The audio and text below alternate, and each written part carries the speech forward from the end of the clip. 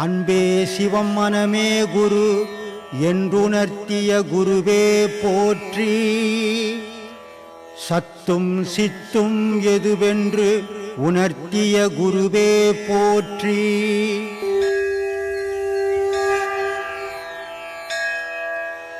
பக்தியின் உச்சத்தில் தான் ஞானப்பாதைக்கு வர முடியுமா சாமி? ஞானப்பாதைக்கு வரத்துக்குன்னு ஏதாவது ஒரு வழிமுறையில் பக்தி ஒரு லெவலில் வந்தவங்க தான் ஞானப்பாதைக்கு வர முடியுமா? அது எப்படி பக்தியில் வருவாங்க? பிறக்கும் போதே உடலோட கலந்த பக்தி இருக்குது. சரி சாமி. அந்த பக்தியில் இருக்கிறவனுக்கு மனம் கிடையாது, அவன் பிறப்பே அப்படி. ஞானத்தில் பிறக்கும் போதே அதுக்குன்னு பிறந்து அவனுக்கு ஞானம் தெரியாது. நான் என் உச்சக்கட்ட ஞானின்றது அவனுக்கு தெரியாது. அவன் என்ன பண்ணுவான், அப்படியே சுற்றி சுற்றி சுற்றி சுற்றி வருவான், எதையோ பார்ப்பான், ஏதோ பண்ணுவான், ஏதோ செய்துனேப்பான். திடீர்னு எங்கன்னா ஒரு குரு வந்து அப்படி தொட்டு கொடுத்துருவார். அப்போ அவன் முழுமை அடைவான். அப்போது இது போன பிறவியினுடைய உச்ச நிலையில் இருந்திருந்தான்னா அவன் பிறந்த உடனே ஞானி ஆகும். போன பிறவியினுடைய உச்ச பக்தியில் இருந்திருந்தான்னா இந்த பக்தியில் ஞானி ஆகும். நம்ம எதுவுமே கண்டதை துண்ணு போட்டு பிறண்டுட்டு இருளர் மாதிரி பிறண்டுட்டு இப்போ பிறந்துட்டு எனக்கு ஞானம் வரணும் எப்படி வரும்? எப்படி வரும்? பொண்டாட்டியை கட்டிட்டோம், பிள்ளைய பெற்றுட்டோம், தொழிலுக்கு போயிட்டோம். பாப்பா இவ்வளோ நாள் எனக்கு தெரியாத போச்சுப்பா, இப்படி ஒரு ஞானம் இருக்குது, இப்போ தெரிஞ்சிச்சுப்பா எனக்கு. ஏய் பொண்டாட்டி வானப்போ, புள்ள வானப்போ, வேலை வானப்போ, நான் ஞானத்தை தேடி போகிறேன். முடியுமா எவனாலையாவது? அப்புறம் முடியாத போது ஞானம் ஏன் வரலன்னு கேள்வியே கேட்கக்கூடாது. நம்ம தான் இவ்வளோ சிக்கல் வச்சுன்னுக்கிறோமே, நமக்கு எப்படி ஞானம் வரும்? நம்ம மனம் எப்படி கடவுள் மேலே நிற்கும்? எங்கே போனாலும் வெளியூர் போன விட புள்ள என்ன பண்ணுறான், பொண்ணு என்ன பண்ணுது, பொண்டாட்டி என்ன பண்ணுதுன்னு கேட்டுங்கிறோமே. கடவுள் என்ன பண்ணுறாருன்னு எப்போது கேட்டுமா? அப்புறம் ஞானம் எப்படி வரும்னு ஏன் நினைக்கல? ஏன் தெரியல? முடியாது.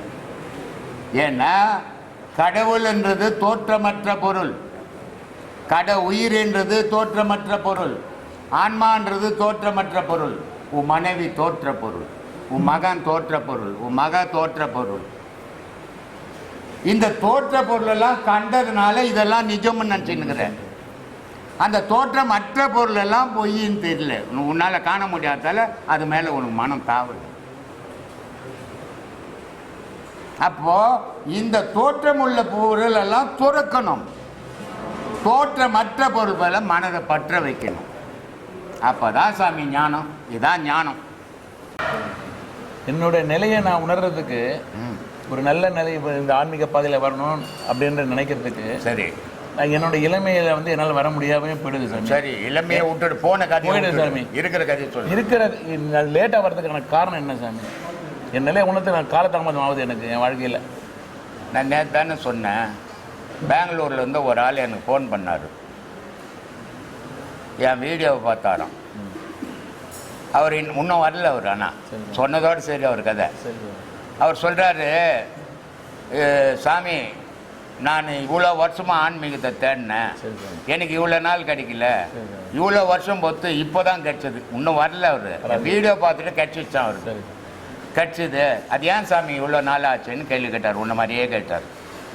நான் சொன்னேன், உனக்கு கல்யாணம் ஆகிடுச்சாப்பா? நான் ஆயிடுச்சுன்னாரு. பசங்க இருக்குதாண்ணா? இருக்குது சார். எவ்வளோ வயசுண்ணா? ஒருத்தனுக்கு 10 வயசு, ஒருத்தனுக்கு 14 வயசுன்னு. கல்யாணத்துக்கெல்லாம் இட்டும் போய்க்கிறியா பையனான்னு கேட்டேன். இட்டும் போய் இருக்கிற சாமின்னாரு.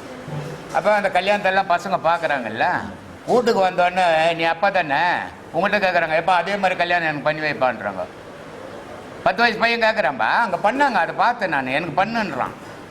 14 வயசு பையன், ஆமாப்பா எனக்கு கூட பண்ணுப்பான்றான். பண்ணுவியா நீ? என்ன ஏன் பண்ண கூட? புள்ள தானே, கல்யாணம் தானே, நல்ல விஷயம் தானே பண்ணுறது தானேண்ணா. என்ன சாமி, அவனுக்கு வயசு வரணும், அவனுக்கு புத்தி வளரணும், அவன் சம்பாதிக்கணும்னா.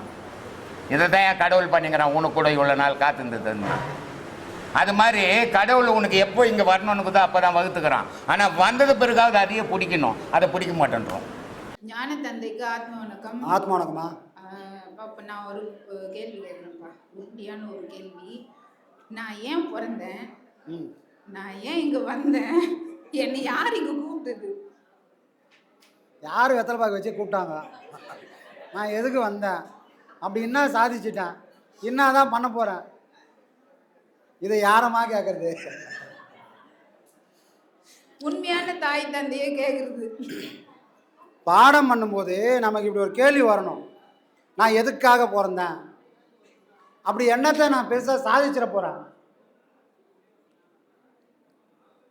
எதுக்கு பிறந்தேன், எதுக்கு வாழறேன், எதுக்கு என் வாழ்க்கை முடிய போகுது அப்படின்னு பாடம் பண்ணுறதுக்கு முன்னாடி இந்த கேள்விகள் எல்லாம் குருநாதர் முன்னாடி வச்சிடணும். அப்போ விடை எப்போ தெரியும்? பாடத்தில் அனுபவங்கள் வந்தால் நான் பிறந்தது ஏதோ சும்மா சாவறதுக்காக பிறக்கல, மரணத்தையே ஜெயிக்கணும்னு மரணத்தோட விளையாடக்கூடிய இந்த பிறவியை கொடுத்துட்டான். இதுக்கு மரண விளையாட்டு. இதை முடிக்கலைன்னா எனக்கு முடிவானது மரணம். ஆனால் முடிச்சிட்டேன்னா சாவியே ஜெயிச்சவன் ஆகிடுவேன். அதுக்கு பேர் ஞானம். நான் ஏதோ யாருக்கும் கிடைக்காத பிறவை எனக்கு கொடுத்துட்டான்னா சாதாரணமாக கிடைக்கல. நான் இங்கே பிறக்கிறேன்னா கூட கோடிக்கணக்கான பேரை கொண்டுட்டு வந்து உக்காந்துக்கிறேன். இல்லைன்னா நான் பிறந்திருக்க மாட்டேன், வேறு யாரோ ஒருத்தர் வந்து பிறந்திருப்பாங்க. அப்பாவோட அந்த ஒரு துளி விந்தில் கோடிக்கணக்கான பேர் உக்காந்துக்கிறான். நான் ஒருத்தன் இவ்வளோ பேரையும் தாக்கு பூச்சி தப்பிச்சு போய் பிறந்தேன். எதுக்காக பிறந்தேன்? சாகிறதுக்காக பிறக்கல. இந்த வாழ்க்கையே உண்மைன்னு சாகிறதுக்காக நான் பிறக்கல. இந்த வாழ்க்கையை நான் உணர்ந்து, ஞானம் நான் உணர்ந்து, பிறந்ததெல்லாம் சாவது தான் உண்மைன்ற அந்த பொய்யை, அந்த மெய்யை உடைக்கிறதுக்காக நான் பிறந்திருக்கிறேன். பிறந்ததெல்லாம் செத்து தான் போகும், ஆனால் என்னால் சாகாமல் இருக்க முடியும் ஞானத்தை அடைஞ்சா. அதுக்காக தான் நான் பிறந்திருக்கிறேன். அப்போ நீங்கள் எதுக்காக பிறந்துக்கிறீங்க? சாகாமல் இருக்கிறதுக்கு தான் பிறந்தீங்க. செத்துட்டா இந்த வாழ்க்கைக்கு அர்த்தமே இல்லை. கோடிக்கணக்கான உயிர் சாகுற மாதிரி நானும் செத்து போயிட்டா நான் பிறந்ததுக்கு அர்த்தம் இல்லை. அர்த்தம் எப்போ வரும்? நான் எனக்காக மட்டும் வாழ்ந்த அந்த வாழ்க்கைக்கு அர்த்தம் இல்லை. நான் வேண்டும் போது அப்பா எனக்காக நான் வேண்டல, இந்த உலகம் ஃபுல்லாக நல்லா இருக்கணும் எந்த உயிர் வேண்டுதோ அந்த உயிரெல்லாம் இறைவனோட உயிர். வேண்டுதலை இப்படி தான் வைக்கணும். சுயநலமாக வேண்டுனா அதில் பாவம் தான் வரும். எப்போ நமக்குள்ள பொதுநலமாக நான் அடுத்த உயிருக்காக என் வாழ்க்கையை அர்ப்பணிப்பேன், என்னால் முடிஞ்ச எல்லா உதவிகளும் அடுத்த உயிருக்கு செய்வேன்னு சொன்னால் அந்த வாழ்க்கையில் தான் அர்த்தம் உண்டு. இதை செய்யாமல் போனால் இந்த கேள்விக்கு ஒரு முடிவே கிடையாது. அப்போ நம்ம ஏன் பிறந்தோம்? எனக்குள்ள இறைவன் இருக்கிறான். அந்த இறைவனை இந்த உயிர் போகிறதுக்கு முன்னாடி கண்டுபிடிக்கிறதுக்காக தான் பிறந்தேன், சாகிறதுக்காக பிறக்கல. புரியுதுங்களா? சும்மா பிறக்கல, சும்மா நம்மளை இறைவன் படைக்கலை. உங்கள் அம்மா பேர் என்ன? சிவகாமி. சிவகாமிக்கு பிள்ளையா பிறக்கிறதுக்கு உன்னை பெற்றுக்கல, சிவனுக்கு பிள்ளையா மாற்றதுக்காக தான் நீ உன்னை படைச்சான். தர்மலிங்கம். அவன் நேரடியாக பெற்று போட முடியாது, அதுக்கு தான் ஒரு கருவியாக அம்மா படைச்சான், அப்பனை படைச்சிட்டான். புரியுதுங்களா? ஆனால் நம்ம யாரோட பிள்ளை? சிவனுடைய பிள்ளை. நாம் தப்பி போனால் யார் வந்து வழி நடத்துவா? அந்த சிவன் இந்த மாதிரி குரு வடிவம் எடுத்து நம்மளை காப்பாற்றி கரை சேர்த்துவார். நம்ம ஒரு ஆட்டு மந்த மாதிரி, மாட்டு மந்த மாதிரி வழக்கமாக போயின்னு வந்துருக்கிற வழியில் போனால் அடி ஓதெல்லாம் வராது. வழக்கமாக போயின்னுக்கிற வழியில் பச்சை பசேன்னு இல்லை, தோட்டத்தில் பச்சை பசேன்னு இருக்குது. நம்ம விதி அவங்க தான் வேலை செய்யும். ஒழுங்காக போயின்னு வந்தால் அந்த மாடு உதவாங்காது. இந்த மாடு என்ன பண்ண எனக்கே ஒரு நாள் தோட்டத்தில் போகிறோம். அப்போ தோட்டத்துக்காரன் சும்மா இருப்பானா? கல் எடுப்பானா, கட்டையத்து பொழப்பான், காலு கையெல்லாம் உடைப்பான். அதை போல் நம்ம வாழ்க்கையில் எப்போல்லாம் தப்பி தவறி தடுமாறி போகிறோமோ அப்போ சிவன் பார்ப்பான், இந்த புள்ள தப்பி தடுமாறி போகுதுடா, அது உதப்பட போகுது, நான் ஒரு குரு அனுப்புகிறேன் அப்படின்னு அனுப்பி வச்சு தப்பி போகிற உயிர்களெல்லாம் கரை சேர்க்கறதுக்கு ஒரு குரு வந்து உட்காருவாங்க. சரிங்களா? அப்புறம் வந்து என் வாழ்க்கை முடிவு என் கையில், அப்பா அம்மா கையில், இறைவன் கையில். எல்லாரோடைய முடிவும் இறைவனோட கையில் இருக்குது. நீ எவ்வளோ நாள் வாழணும், அதில் எதெல்லாம் அனுபவிக்கணும் அப்படின்னு கொடுக்கக்கூடியவன், காப்பாற்ற போகிறவன், கரை சேர்க்க போகிறவன் எல்லாமே இங்கு இறைவன். அவன் போட்ட நாடகம் மட்டும்தான் இங்கே நடக்குது. ஆனால் இந்த நாடகத்தோட கதை, திரைக்கதை, வசனம் எல்லாம் அவனதுனால அவனுக்கு தெரியும், நடிக்கக்கூடிய எனக்கு தெரியாது. இந்த உண்மை எனக்கு புரிஞ்சுதுன்னா நான் யாருக்காக பிறந்தேன், எதுக்காக பிறந்தேன்னா இறைவனோட நாடகத்தில் ஒரு நடிக்கக்கூடிய ஒரு பாத்திரம் தான் இவனோட வேலை. சிறப்பாக நடிச்சுட்டு ஓய்வு கிடச்சிடும். நானாக அந்த கேரக்டர் உருவாக்கினா உத தான் படணும், பாவம் வரும், புண்ணியம் வரும், எல்லாம் வந்துடும். அவன் சொன்னால் நான் செய்கிறேன் அப்படின்னு ஒப்படைச்சிட்டா நம்மளை எதுவுமே தீண்டாது. புரியுதுங்களா? எல்லாரும் யார் செஞ்சு இங்கே வரல, இறைவனோட படைப்பினால இங்கே வந்திருக்கும். திரும்ப இறைவனை பிடிக்கிற வரைக்கும் இந்த போராட்டம் தொடரும். எத்தனை பிறவி எடுத்தாலும், இந்த பிறவி இல்லை, எத்தனை பிறவி எடுத்தாலும் அந்த போராட்டம் ஓயவே ஓயாது. சரிப்பா. அப்புறம் வந்து இன்னொரு கேள்வி கேட்குறேன்ப்பா. முல்லை முள்ளால் எடுப்பது அப்படின்னா அது எப்படி? முல்லை முள்ளால் எடுப்பது, இப்போ காலில் ஒரு முள் குத்திச்சுன்னா ஒரு முள்ளை உடச்சி களையக்கூடாது, அது இல்லை. முல்லை முள்ளால் எடுப்பது அப்படின்னா என்ன? அது வேற மீனிங் இல்லை. நான் பாவம் அனுபவிக்கிறேன், புண்ணியம் அனுபவிக்கிறேன். யாரால் அனுபவிக்கிறேன்? யார் செஞ்சதுனால இந்த பாவ புண்ணியம்லாம் வந்தது? யார் செஞ்சதுனால வந்தது? மனம்ன்ற ஒரு பொருள் பண்ணதுனால தானே இவ்வளோ பாவம் புண்ணியம்.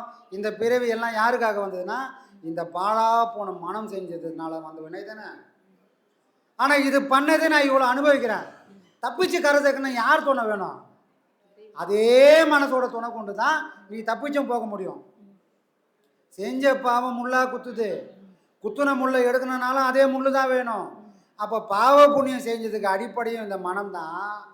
நீ தப்பிச்சு கரை சேரனாலும் அடிப்படையாக வேணுன்றதும் இந்த மனம்தான். இந்த ஒரு பொருள் இல்லைன்னு சொன்னால் இறைவனும் இல்லை, நீயும் இல்லை, உலகமும் இல்லை. இந்த பொருள் வந்தவொடனே இறைவன் இருக்கிறான், நான் இருக்கிறேன், உலகமும் வந்தது. புரியுதுங்களா? எல்லாத்துக்கும் அப்போ முள்ளுன்றது எது? இந்த மனம்தான். அந்த மனசை கொண்டு தான் நீ உன்னையும் ஆராய்ச்சி பண்ணிக்கணும், இறைவனையும் ஆராய்ச்சி பண்ணிக்கணும். ஆனால் இது பிறந்ததுலேருந்து இந்த ரெண்டையுமே திரும்பி கூட பார்க்கல. யாரை பற்றி ஆராய்ச்சி பண்ணுது? உலகத்தையே ஆராய்ச்சி பண்ணுது. ஏன்? அது பிறந்ததுலேருந்து பார்த்தது முழுக்க இந்த உலகத்தை தான். கண்ணாடி முன்னாடி போய் நின்னால் கூட என்ன அது காட்டுதுன்னா என்ன காட்டலை, என்னோட உடம்பை தான் அது காட்டுது. அப்போ எங்கள் யாரை பார்த்துருந்தது? உடம்பை தான் பார்த்துருந்தது. புரியுதுங்களா? அப்போ பார்த்தது எல்லாம் பொய், பார்க்கறதுக்கு காரணமாக இருந்தது எதுவோ அதுவே மெய். அப்போ அதை கரை சேர்க்கணும், காப்பாற்றணும்னா எது பாவம் பண்ணிச்சோ அதையே புண்ணியம் பண்ணக்கூடிய தகுதிக்கு அதை கொண்டு போகணும். அப்போ இந்த முள்ளுன்னு சொன்னது எதுனா இந்த மனம்தான். புரியுதுங்களா? அந்த மனசோட துணை கொண்டு தான் என்னால் இறைவனையும் அடைய முடியும். வேற ஒரு பொருள் இல்லைம்மா.